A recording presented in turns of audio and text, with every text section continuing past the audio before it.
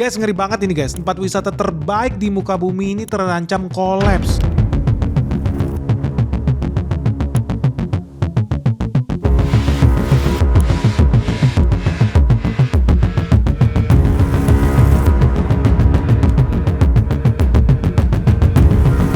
Tempat wisata yang katanya ini adalah surga dunia loh menurut orang Belanda itu ternyata berlokasi di Jawa Barat atau lebih tepatnya di Kebun Raya Cibodas. Nah, Kebun Raya Cibodas ini usianya udah lebih dari 174 tahun, sangat legendaris dan sangat disukain sama orang-orang bule. Tapi ternyata sekarang terancam kolaps surga dunia ini. Kenapa bisa ya? So kalau lu penasaran lu jangan skip video ini. Let's check this out.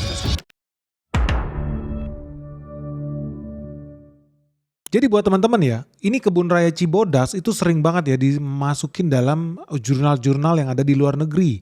Nah khususnya lu kalau suka fisiologi tumbuh-tumbuhan dari Belanda nih banyak peneliti di sana, mereka bilang Kebun Raya Cibodas adalah surga dunia. Dan bukan cuma buat orang Belanda, tapi buat orang Arab ya. Banyak dari wisatawan-wisatawan Arab itu suka banget dengan Kebun Raya Cibodas. Konon katanya nggak ada nih di Timur Tengah, bisa lihat pohon hijau sehamparan luas seperti itu. Dan buat teman-teman yang belum tahu, Kebun Raya Cibodas itu didirikan tahun 1852 era kolonial Belanda. Ini sebetulnya didirikan sebagai pusat aklimatisasi tanaman dataran tinggi. Maksudnya apa? Aklimatisasi tanah dataran tinggi. Contohnya gini, orang Belanda pengen bawa alpukat khas. Alpukat khas itu alpukat yang sangat mahal harganya. Bentol-bentol kayak kulit jerawatan. Itulah alpukat khas. Kalau dilihat jelek lah. Tapi ternyata harganya sangat mahal. Sayangnya cuma bisa tumbuh di atas 900 meter di atas permukaan laut. Nah kalau lu bawa itu dari luar negeri, langsung tanam di dataran rendah di Jakarta, mati bro. Harus apa? Adaptasi dulu dengan suhu yang ada di Indonesia. Ini namanya aklimatisasi. Jadi beradaptasi tanaman itu dengan iklim yang ada di Indonesia. Nah tempat buat adaptasi tanaman, kalau lu mau berevolusi tadinya tanaman khusus Himalaya, mau ditanam di Indonesia, dataran tinggi ke dataran rendah di Indonesia. Beradaptasinya ternyata di Cibodas. So Cibodas ternyata sangat strategik guys. Orang Belanda udah lihat itu. Nah lokasi Cibodas itu ada di Cianjur guys. Dan ini sekarang udah jadi tempat rekreasi sekaligus wahana ya buat edukasi. Kalau lu kesana pengen belajar jenis-jenis koleksi tanaman, wah itu tempat yang paling bagus di Kebun Raya Cibodas. Makanya gak usah heran kalau lu kesana pasti ketemu tuh peneliti dari Belgia, dari Jerman, dari Belanda, ahli biologi, ahli tanaman, ahli herbal itu banyak ke Cibodas. Karena ini udah kayak laboratorium dunia guys. Sengaja dibikin seperti itu oleh orang Belanda. Jadi banyak orang yang kaget ke sana loh. Ini kan tanaman ini harusnya cuma bisa tumbuh di Kanada, kok bisa ada di Indonesia? Itu ada Cibodas. Bahkan kalau lu penasaran ya kayak di Jepang kan, apa sih tanaman terkenal dari Jepang? Sakura. Jangan heran, Cibodas juga punya sakura.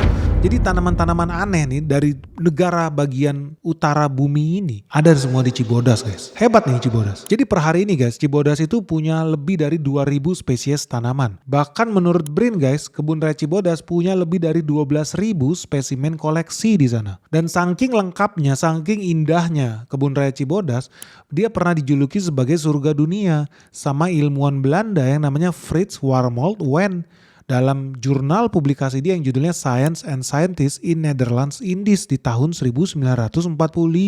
Jadi lu bayangkan waktu itu Indonesia masih Hindia Belanda, orang udah datang ke sini nulis buku di Cibodas tentang betapa bagusnya Kebun Raya Cibodas itu loh. Dan memang realitanya Kebun Raya Cibodas itu ada begitu banyak spot-spot yang menarik lah. Setidaknya ada 6 lah. Yang pertama Taman Sakura. Tadi udah gue mention ya, ini spot yang paling ikonik nih di Cibodas. Lu bisa lihat bunga sakura mekar di Indonesia ya di Cibodas ini. Ada bahkan beberapa jenis sakura yang bisa mekarnya 2 kali dalam 1 tahun. Jauh lebih canggih dibanding sakura yang ada di Jepang cuma sekali setahun. Makanya gak usah heran Taman Sakura ini jadi salah satu daya tarik wisatawan terbesar loh di Cibodas. Nah yang kedua, mereka punya rumah kaca. Ini tempat koleksi tanaman tropis dan kaktus. Jadi ini spot edukasi favorit karena banyak pengunjung nih yang penggemar berat kaktus bisa lihat di sini banyak tanaman langka, koleksi sukulen, bahkan tanaman-tanaman konservasi yang dilindungi oleh pemerintah Indonesia guys. Bukan cuma rumah kaca, Cibodas juga punya tempat koleksi lumut sama hutan tropis. Jadi karena Cibodas lokasinya di kaki gunung, udaranya dingin, suasananya itu hutan banget loh. Jadi banyak kabut, lembab, banyak lumut, dan banyak pohon besar yang ada di pegunungan. Nah buat teman-teman mungkin lo anggap remeh ya yang namanya lumut. Tapi di luar negeri lumut ini udah diriset sangat intensif karena dianggap bisa jadi salah satu sumber energi juga. Tapi sudah dikembangkan di luar negeri, mereka ambil sampel lumutnya ke Indonesia. Bisa jadi sumber pangan buat ternak, bisa juga jadi sumber energi. Itulah riset yang dibikin dari lumut. So kalau lu lihat lumut di luar negeri itu harganya mahal loh. Di Indonesia mungkin lu anggap sampah, lu injek-injek. Di luar negeri mahal, gue ulangin. So gak usah heran, orang bule pun banyak yang ke Cibodas buat meneliti lumut. Ajaib ya. Nah selain lumut guys, yang keempat di Cibodas itu ada air terjun Cismun. Nah air terjun ini, air terjun alami nih, ada di dalam kebun raya Cibodas. Gara-gara air terjun inilah suasana di Cibodas itu pasti lu bakal terasa sangat alami, sangat asri karena ada aliran air pegunungan asli ini masih dingin. Apalagi banyak pohon-pohon yang hijau yang masih langka yang ada di tempat ini. Makanya jangan heran ya tempat air terjun Cismun ini jadi spot favorit pengunjung yang suka trekking, yang suka naik gunung, yang suka suasana alamiah. Nah buat teman-teman yang pengen jalan-jalan selain meneliti biota-biota tanaman yang ada di Indonesia, lu pengen enjoying air terjun, lu cocok nih kalau mau ke Cibodas ini guys. Dan di sana air terjun bukan cuma Cismun, mereka punya namanya air terjun Cibogo. Nah air terjun ini terkenal loh karena aksesnya sangat mudah dijangkau oleh para pengunjung kebun. Banyak wisatawan datang nih buat foto-foto healing. Karena ya jujur aja ya kalau lu pernah ke air terjun yang ada di Indonesia, mayoritas itu sakit pinggang guys. Gue berkali-kali lah ke air terjun yang ada di Indonesia. Udah licin, bahaya, lu harus turun. Ada yang bisa sampai setengah jam turun ke bawah. Ya lu harus pikir habis itu naiknya gimana. Naiknya bisa sejam guys. Namanya turun kan lebih cepet. Tapi naik nanti bisa sampai sejam. Sakit pinggang lu sampai di atas. Ujung-ujungnya sakit encok lah. Tapi kalau yang di Cibogo ini agak beda. Karena accessibility-nya itu sangat bagus. Dan jarang-jarang ya lu bisa ketemu air terjun masih banyak kabutnya. Jadi benar-benar terasa aliran sungainya masih alami, suasananya masih suasana hutan, bukan suasana kota atau suasana air terjun buatan, itu banyak tuh di Cina. Nah ini enggak, ini benar-benar alamiah, masih terasa kabutnya, masih terasa alamnya juga. Nah yang menariknya ya, salah satu spot menurut gua oke di Cibodas itu lu bisa lihat taman bunga rhododendron. Buat teman-teman yang belum tahu, rhododendron itu jenis tanaman yang cuma bisa tumbuh di Amerika Utara. Di Amerika sama Kanada guys. Beberapa negara Asia Timur ada tapi nggak banyak. Nah ini salah satu spot unik di kebun raya Cibodas. Karena mereka punya banyak koleksi tanaman rhododendron. Nah ini tanaman bunga pegunungan sangat terkenal. Warnanya bagus banget, cerah banget, bentuknya indah banget.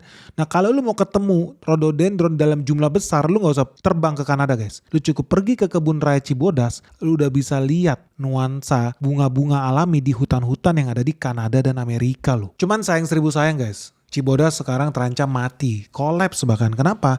Karena ternyata buat lu pergi ke kebun raya Cibodas, lu harus menempuh medan perang yang isinya pungli di mana-mana guys. Pintu 1, pintu 2, pintu 3, pintu 4, pintu 5, 7, 8, 9, 10. Isinya apa?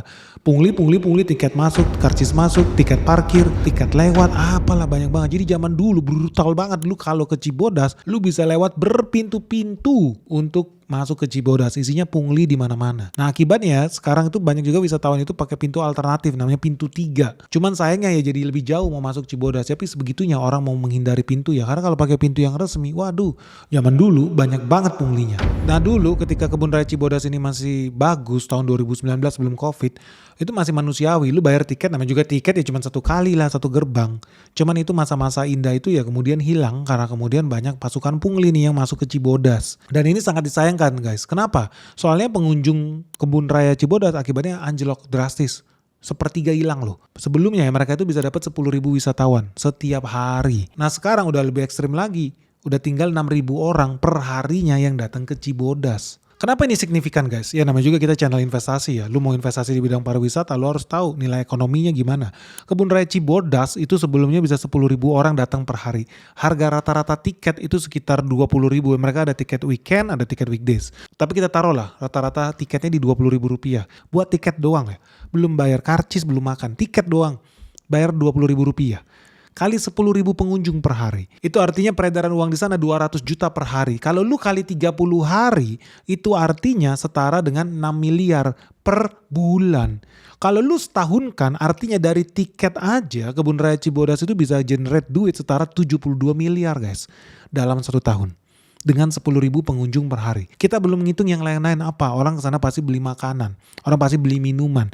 Orang mungkin parkir di rumah warga atau apalah. Let's say satu manusia yang kesana spending minimal 100.000 rupiah aja. Kali 10.000 orang. Itu setara 1 miliar per hari bro. 1 miliar per hari loh. Potensi ekonomi yang tumbuh di sana.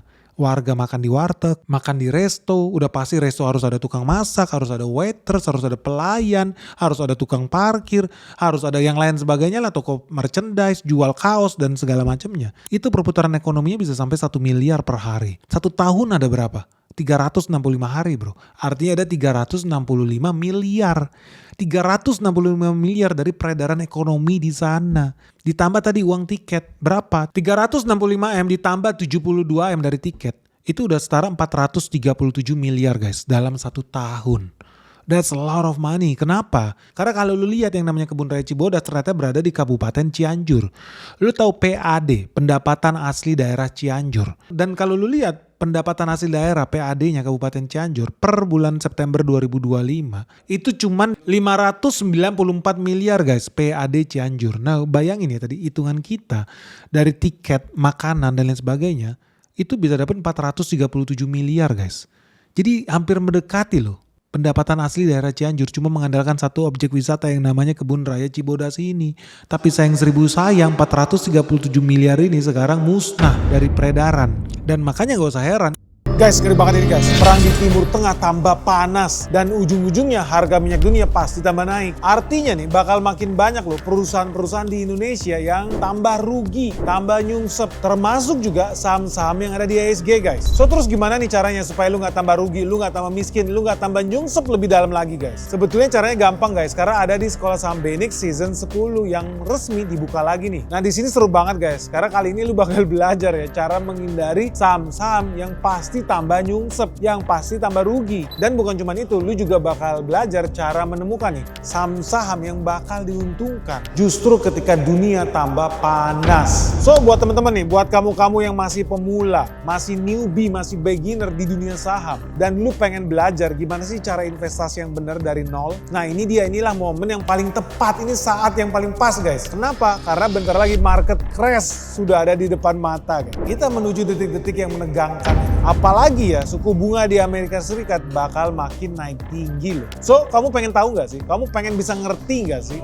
perusahaan mana yang layak buat diinvestasikan, mana yang tidak layak sama sekali. Nah lu gak usah khawatir karena semuanya bakal kita bahas tuntas di Sekolah Saham Benix season 10 ini. Karena cuma di sini ya kita bakal belajar bareng cara membaca laporan keuangan, ekonomi makro, sektor-sektor unggulan yang ada di IHSG, sampai perusahaan-perusahaan yang bisa jadi penggerak bursa efek Indonesia guys. Apalagi di sini juga ada sesi Ask Me Anything ya. Sesi di mana lu bisa bebas tanya apa aja ke Benix langsung soal dunia saham dan investasi. So tunggu apa lagi guys? Segera daftarin dirimu sekarang juga. Mumpung sekarang lagi ada diskon 30% nih. Dari yang tadinya harganya 12.300.000, sekarang jadi cuma 8.600.000-an doang guys. Tapi lu inget ya, diskon 30% ini cuma berlaku terbatas. Karena diskon 30% ini cuma untuk 30 orang pertama yang mendaftar Sekolah Saham Benix sebelum tanggal 30 Mei 2026. So tunggu apa lagi nih? Yuk segera daftarin dirimu sekarang juga. Hubungin WhatsApp admin kita Michelle di 0811 868 959. Atau lu bisa kunjungin website kita juga di www.sekolahsahambenix.com. Oke guys, sampai ketemu ya. Salam sehat, salam cuan. Dan makanya gak usah heran imbasnya nih banyak pedagang kecil UMKM di kawasan wisata Kebun Raya Cibodas yang udah teriak, yang udah sedih nasibnya karena sepi pembeli. Omset di sana bahkan bisa turun sampai 70% lebih loh. Ujung-ujungnya ya warga lokal di sana, pengusaha lokal UMKM di sana menjerit juga. Ya menderita juga mereka jadi korban sendiri. Makanya bahaya kalau kita biarkan ya tindakan pungli-pungli liar ini, ujung-ujungnya apa ya, warga juga pasti menangis. Ujung-ujungnya turis juga kapok guys pergi ke sana. Lu pasti kapok kan kalau pergi wisata. Kok tadi gue udah bayarin sama kayak dulu ya. Di Indonesia pun banyak di Senayan, di JCC. Lu mau masuk ikut pameran di situ, mau datang pameran. Pintu gerbang lu udah bayar uang parkir. Di dalam parkir lagi. Di dalam parkir ada parkir lagi guys. Itu zaman-zaman jahiliyah, gue gak tahu ya sekarang masih begitu gak ya di Senayan. Tapi faktanya Cibodas dulu sempat hebat banget sampai 10.000 orang per hari. Sekarang makin lama makin sepi. Baru-baru ini katanya udah diperbaiki. Betul gak udah hilang pungli di sana? Karena kalau kita lihat ya ini per April 2026. Bukan hanya pedagang yang mengeluh omsetnya turun. Sekarang udah sampai pemerintah kabupatennya mengeluh juga. Karena PAD mereka terancam turun. Lu bayangin PAD pariwisata di sana cuma 2,4 miliar. Terancam melayang. Sampai DPRD Cianjur itu minta warga sama BRIN duduk bersama. Gila, cuma 2,4 miliar kan gak masuk akal. Hitungan kita jauh di atas itu guys. Putaran ekonominya ratusan miliar nih kalau dikelola dengan bener. Masa yang PAD cuma 2,4 miliar aja gak bisa di-achieve? Artinya kan ada kebocoran guys. So gak usah heran kalau lihat lu ya berita di Cianjur. Diduga ada kebocoran, ada dugaan korupsi di Kebun Raya Cibodas, di pengelolaannya ini. Kenapa nilainya sampai belasan miliar? Jujur kecil banget ya belasan miliar. Karena kalau gue hitung ya dari tiketnya aja kalau betul 10.000 pengunjung per hari kali 20.000 itu bisa 72 miliar loh. uang tiket masuk doang. Itu dari satu pintu. Bayangkan kalau ditaruh pungli resmi sampai 17 pintu misalnya. Kali aja berapa banyak sih uang yang beredar di sana. Tapi ya udahlah, ini kisah klasik dari Indonesia. Dikit-dikit ada pungli, dikit-dikit ada korupsi. Nah ini gimana guys? Kapan Indonesia bisa maju guys? Ujung-ujungnya rakyat juga yang jadi korban. Dan buat temen-temen, lu kalau di daerah jangan dikit-dikit karena air terjun lu rame, lu pungliin lah, parkir bayar, dipalang segala macam. Ujung-ujungnya apa? Orang jadi males ke sana, takut ke sana, ya nggak mau juga. Ujung-ujungnya jadi sepi juga. Dan UMKM di sana mati, pengangguran di mana-mana. Ini beda nih, lu harus ngaca nih sama luar negeri. Tempat wisata di luar negeri ada nih mirip Kebun Raya Cibodas. Bagus nggak? Enggak, lebih bagus Kebun Raya Cibodas. Namanya Cape Fear Botanical Garden. Adanya di kota Fayetteville, North Carolina guys. Ini ada di Amerika Serikat. Lu bayangin ya, dia bisa ngantongin omzet tahun 2025 dibuka ke publik 3,8 juta dolar. Nilainya 65 miliar rupiah lah. Nah kebun raya ini ada di tepi sungai Cape Fear dan udah terkenal sebagai wisata edukasi tanaman, konservasi, pusat kegiatan komunitas sama warga lah di sana. Jadi banyak wisatawan keluarga juga jalan-jalan ke sana. Luasnya cuma 80 hektar. Lebih luas Kebun Raya Cibodas sampai 85 hektar. Cuman pengelolaannya ternyata lebih transparan di kebun raya yang ada di Amerika Serikat nih, Cape Fear ini. Karena dia buka, omzet dia berapa, keuntungan dia berapa, pengeluaran dia apa aja, dibuka. Kita butuh yang sama sebetulnya di Indonesia ini. Tolonglah dikelola yang benar kebun raya kita ini, jangan goblok aja bocor di mana-mana. Bawa keuntungan juga kagak bagi rakyat di sana. Yang ada apa? Oknum pejabat yang cuma nikmatin itu. So, lu lihatlah di Cape Fear ini. Dia punya taman bunga, dia punya jalur hutan, dia punya area edukasi. Dia bahkan punya event-event konser musiman, ada festival lampu, pameran tanaman. Ujung-ujungnya apa? Ya sama juga dengan Cibodas, bahkan jauh lebih bagus Cibodas guys dibanding Cape Fear. Tapi anehnya, kok katanya PAD-nya cuma 2 miliar ya? Yang masuk akal menurut gua. Yang di luar negeri Cape Fear tadi bisa 60 miliar. Mungkin karena di luar negeri ditransparansikan, ditaruh di website, dibuka dan bisa dicek sama semua orang. Lu setuju gak kalau kebun raya di seluruh Indonesia bikin model begitu juga? Biar kita bisa sama-sama lihat ada faedahnya gak sih kebun raya itu bagi rakyat di sana? Harusnya ada dong. Jangan bagi elit tertentu doang. Dan sebetulnya kita bisa belajar nih dari cara pengelolaan ya kebun raya yang ada di Amerika. Kenapa? Karena kalau di Amerika, kebun raya itu dikelola sebagai institusi non-profit tapi resmi. Contohnya Cape Fear Botanical Garden, kebun raya yang ada di Fayetteville, Amerika ini, ternyata resmi terdaftar sebagai organisasi non-profit di Amerika Serikat. Jadi, semua pemasukan dan pengeluaran mereka harus dilaporkan ke negara. Mereka ada dokumen pajak sendiri nih. Harus dipublikasi. Artinya revenue, gaji, donasi, pengeluaran sampai aset-aset organisasi mereka bisa dilihat masyarakat umum. Kalau ada kebocoran, langsung ketahuan sama seluruh bangsa dan negara guys. Jadi dari situ kita bisa belajar pengelolaan kebun raya yang benar supaya kasih dampak positif. Hitungan gua ini bisa bawa ekonomi sampai ratusan miliar, sampai setengah triliun bro.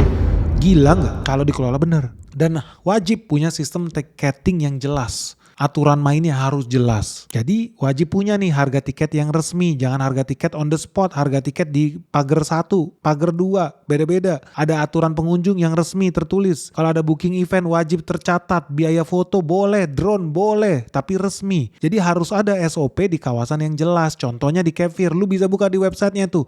Jam kerjanya, harga tiketnya lu buka. Dan dari sana karena ada transparansi mau gak mau pengelola harus punya aturan main yang ketat guys. Contoh mereka punya aturan yang jelas nih soal kendaraan. Boleh masuk nggak? Motor berapa? Mobil boleh nggak? Parkir di mana? Jadi aktivitas komersial itu terukur. So kalau ada pungutan liar atau gangguan dari ormas-ormas luar, polisi lokal bisa langsung bertindak karena area operasionalnya udah jelas secara hukum. Dan kebun raya di sana itu juga wajib guys dikelola oleh badan yang resmi, bukan kelompok informal. Dan ini yang gue temuin. Jadi ketika kita di Amerika Serikat, kita lihat begitu banyak kebun raya di situ dikelola secara bagus loh, profesional. Walaupun sifatnya non-profit. Bayangkan, badan amal itu yang mengelola itu. Tapi kelolanya nggak asal-asalan kayak ormas, kayak LSM, no. Tapi dikelola dengan baik, transparan, akuntabel. Jadi contoh kebun raya Cape Fear, mereka punya BOD sendiri, Board of Directors sendiri, staff yang profesional, volunteer resmi ada, pembagian tugasnya jelas. So di sana nggak punya ada space tuh, nggak ada ruangan, nggak ada celah nih buat kelompok-kelompok liar, preman, parkir informal, pungutan yang ada di luar sistem. Sampai rebutan jatah area parkir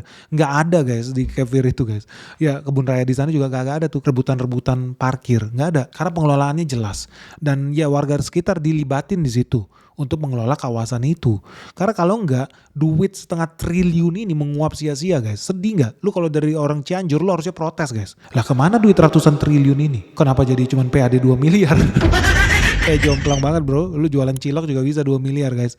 Ini masa mengelola kebun raya 80 hektar penghasilan cuma 2 miliar, coba lalu tanya.